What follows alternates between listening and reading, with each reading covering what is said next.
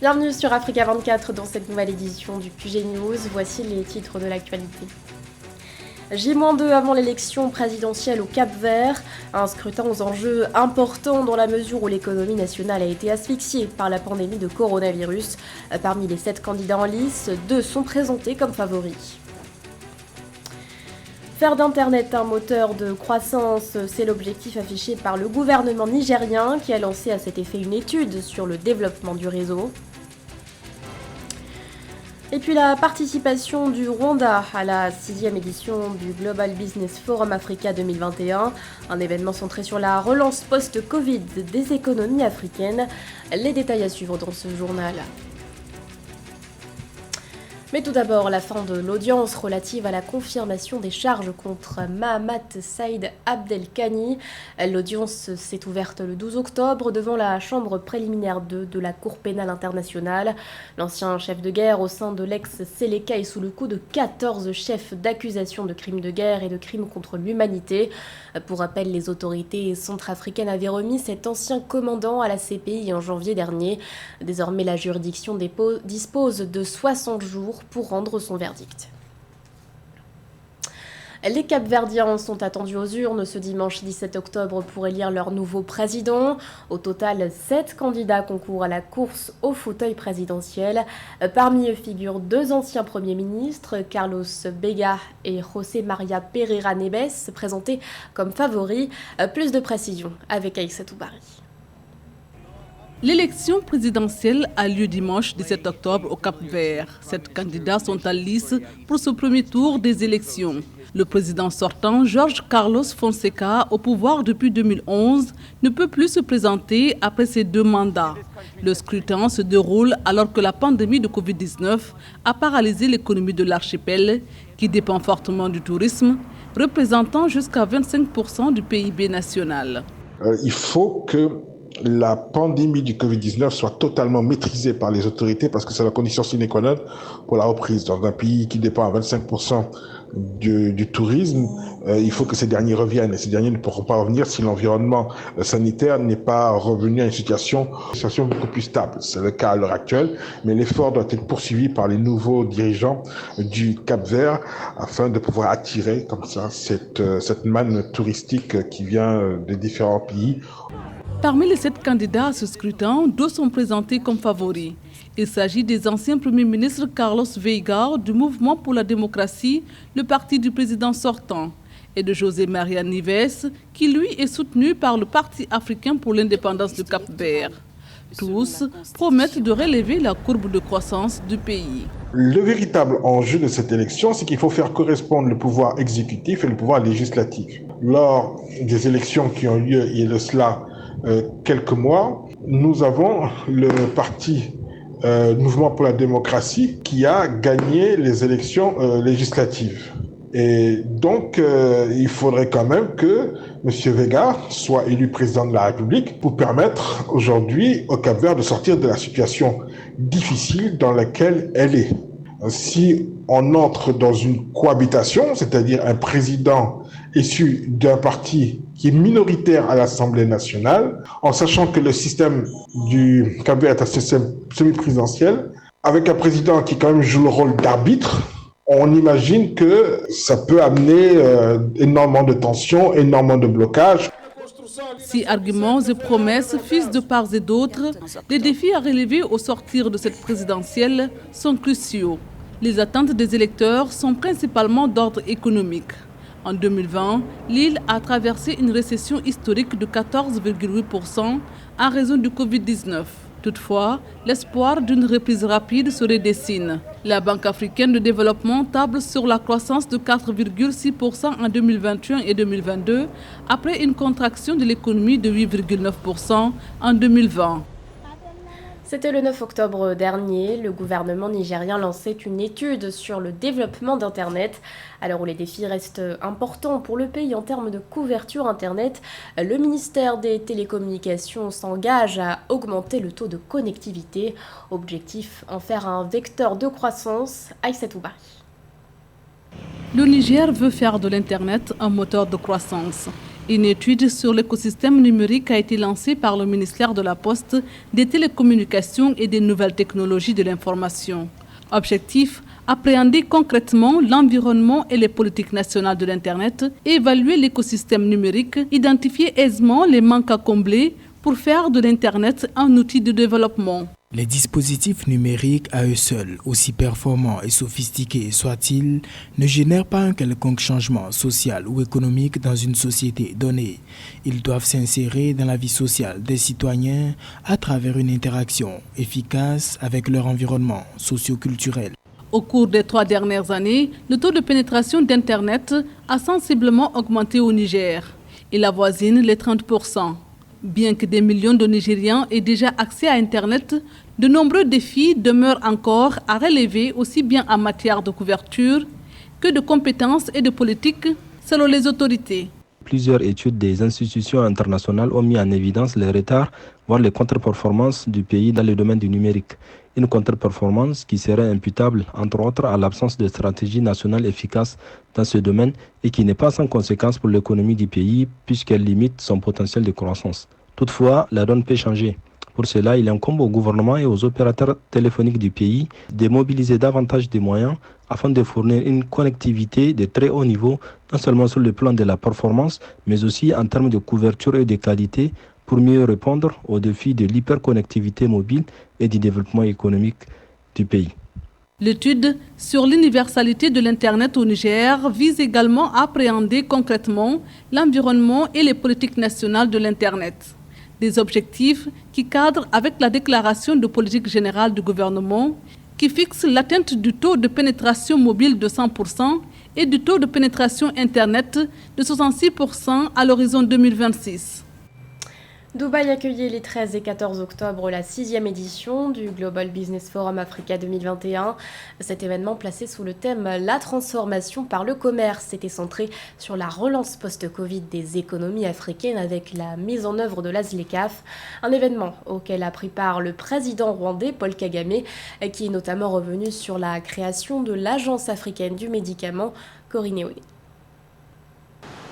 Dans sa dynamique de développement, l'Afrique diversifie ses partenaires et accède à de nouveaux financements des pays émergents et pétroliers. Le volume des échanges entre le continent et les Émirats arabes unis a atteint en 2018 161 milliards de dollars, selon le ministère de l'économie de cet État fédéral.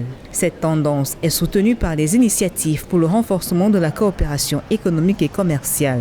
Dans ce sens, la 6e édition du Global Business Forum examine de près les réponses de l'Afrique aux défis actuels, en particulier ceux présentés par la COVID-19 et l'impact des relations entre ces deux communautés sur la période post-pandémie.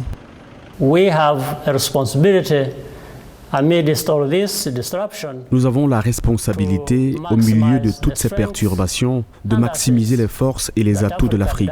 Nous devons également nous efforcer de saisir les nouvelles opportunités qui ont été générées pour travailler avec des partenaires afin de construire un avenir plus prospère et plus coopératif pour nous tous.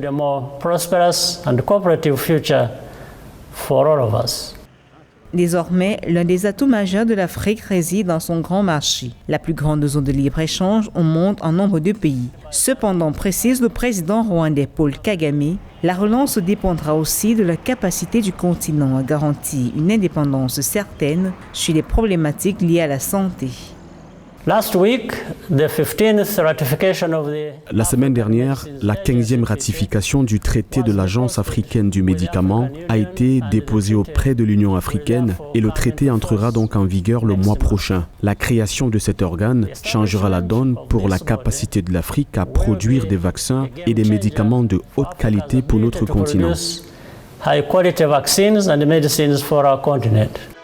La 6e édition du Global Business Forum Africa s'est tenue du 13 au 14 octobre 2021 à Dubaï sous le thème de la transformation à travers le commerce. Ce forum se positionne comme le catalyseur des liens commerciaux élargis et de la coopération économique entre l'Afrique et les Émirats arabes unis. À titre de rappel, l'Afrique exporte vers les Émirats divers produits tels que le sucre de canne, les huiles essentielles et les pierres précieuses, entre autres. À l'inverse, elle reçoit les produits tels que l'or, les diamants, l'aluminium, les polymères d'éthylène, les céramiques et les fils de cuivre, en plus des produits réexportés comme les appareils téléphoniques, les voitures et autres machines.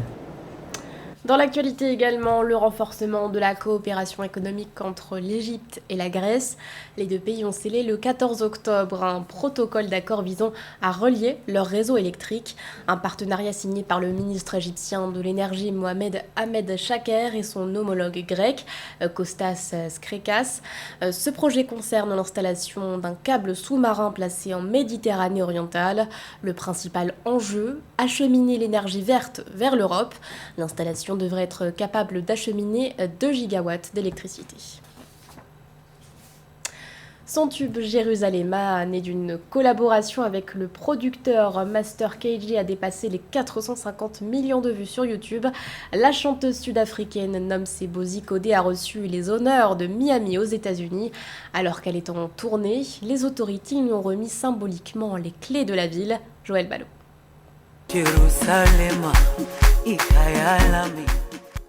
Elle a fait danser le monde entier. Pendant la grande pandémie de Covid-19, la Sud-Africaine Nomcebo Zikode, derrière Jérusalema, chanson aux plus de 419 millions de vues sur YouTube et titre populaire le plus repris sur les réseaux sociaux, vient de recevoir les clés de la ville de Miami aux États-Unis. Ce hit international, produit par Master KG et interprété par Nomcebo Zikode, se transforme en une lueur d'espoir, une histoire de paix, d'amour et de vivre ensemble pour le monde entier, frappé de plein fouet par la Covid-19.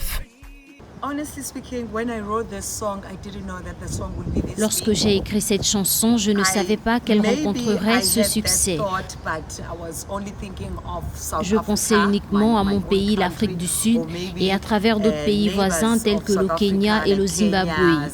Je ne savais pas que le monde entier allait danser sur cette chanson, surtout pendant la crise sanitaire de la Covid-19, une période pendant laquelle tout le monde était traumatisé. Cette chanson a réuni le monde entier pendant cette crise. Je rends grâce à Dieu tous les jours pour la force qu'il m'a donnée d'écrire une telle chanson.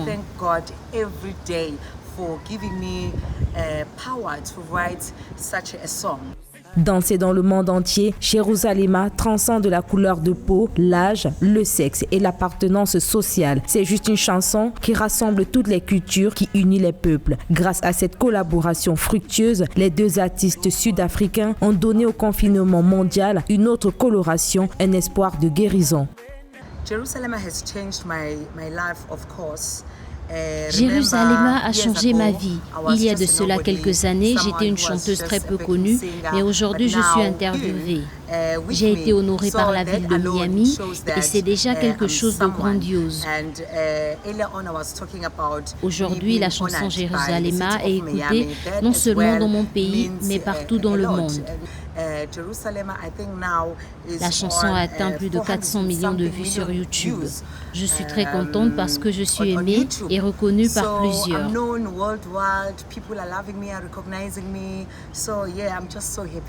Jérusalema nous rappelle que la vie mérite d'être célébrée tous les jours. Face à l'adversité, l'union fait la force. Cette chanson, qui en dit beaucoup sur le monde de 2020, a été désignée meilleure chanson de cette année-là par la chaîne MTV Africa.